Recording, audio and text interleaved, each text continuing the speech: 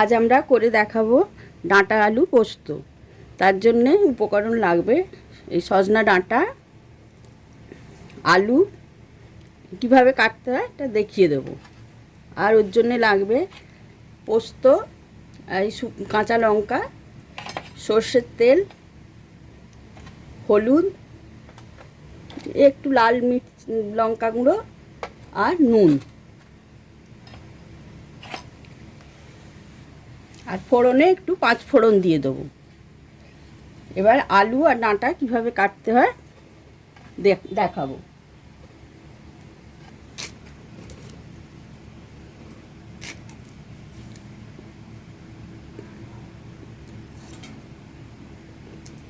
ডাঁটাগুলো এইভাবে ছাড়িয়ে, খোসাগুলো এইভাবে ছাড়িয়ে নিতে হয়।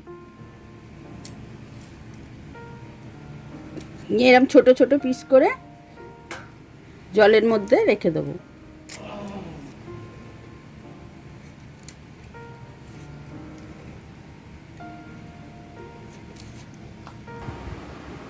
দেখুন এইভাবে সব কেটে নিয়েছি। এবার আলু কেটে দেখাবো। আলুটা কেটে নিই।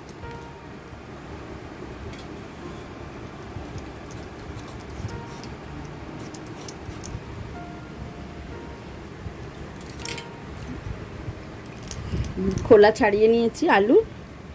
এবার এইভাবে ছোট ছোট করে টুকরো টুকরো কেটে নেব।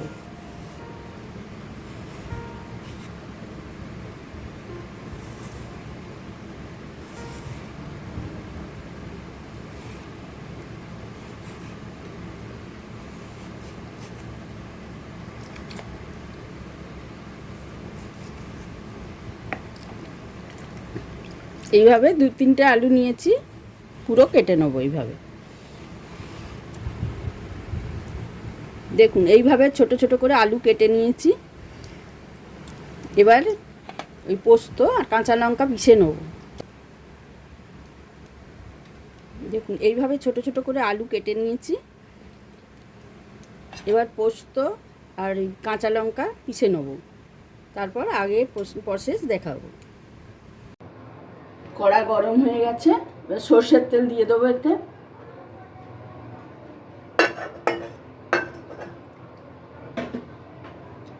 তেল ভালো করে গরম হয়ে গেলে 5 ফোড়ন দিয়ে দেবো। তেল গরম হয়ে গেছে, এবার এতে 5 ফোড়ন দিয়ে দেবো।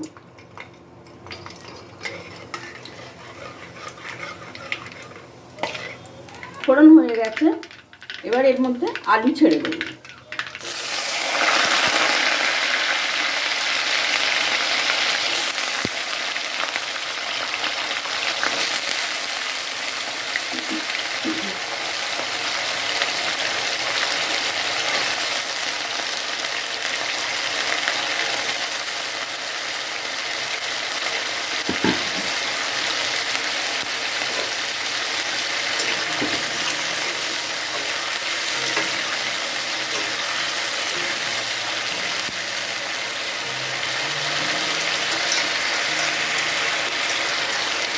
আলুটা একটু নেড়ে চেড়ে ভালো করে একটু নরম হয়ে যাবে, তারপর ডাঁটাগুলো দিয়ে দেবো।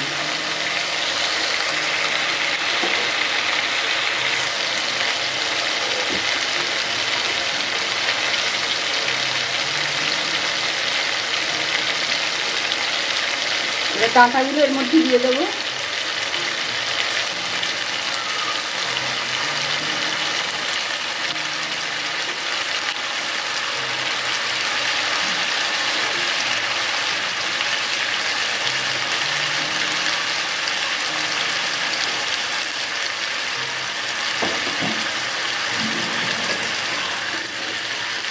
ভালো করে এপাশ ওপাশ করে পাল্টে দেবো।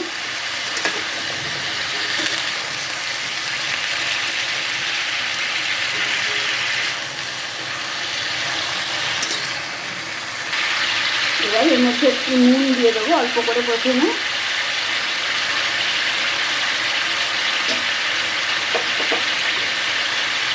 হলুদ দিয়ে দেবো।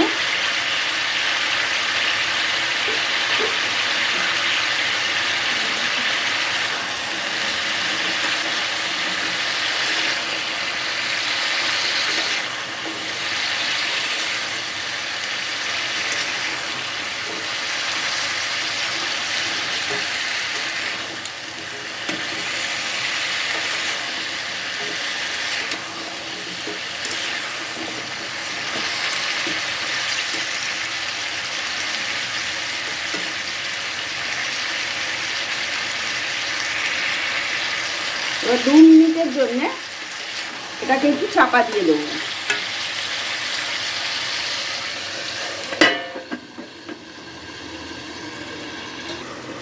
এবার চাপা খুলে দেখে নেব।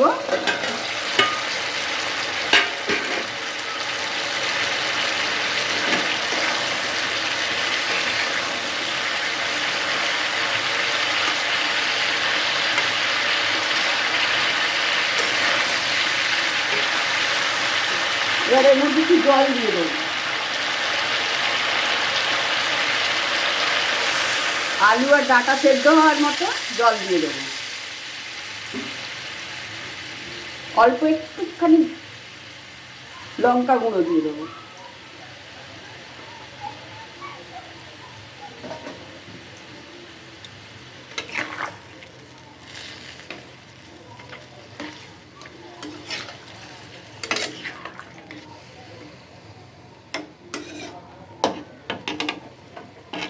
ডাঁটা আলুটা সেদ্ধ হওয়ার জন্য 2-3 মিনিটের জন্য আবার চাপা দিয়ে দেবো।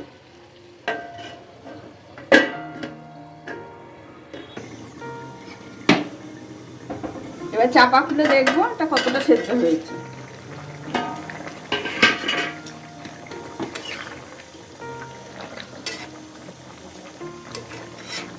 আলু সেদ্ধ হয়ে গেছে। এবার এতে পোস্ত আর কাঁচা লঙ্কা পিষে রেখেছি, এইটা ঢেলে দেবো।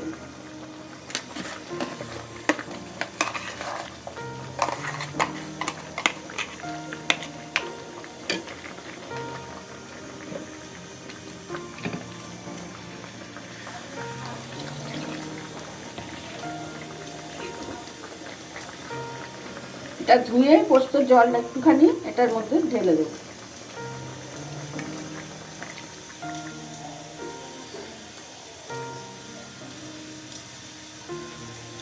ওপর থেকে একটু সর্ষের তেল আরো দিয়ে দেবো।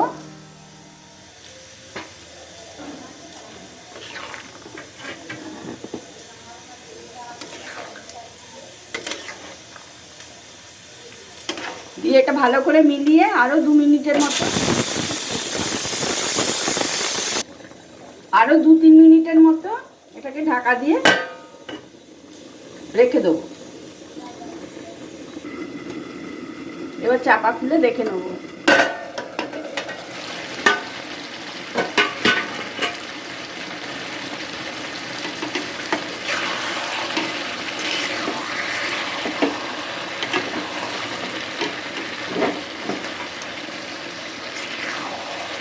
ব্যাস হয়ে গেছে। এবার নামিয়ে নেবো।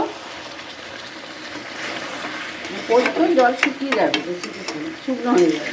এর আমি রেখে দেবো। গ্যাস বন্ধ করে। যদি এই ভিডিওটা আপনাদের ভালো লেগে থাকে তাহলে লাইক, কমেন্টস আর সাবস্ক্রাইব করে দেবেন।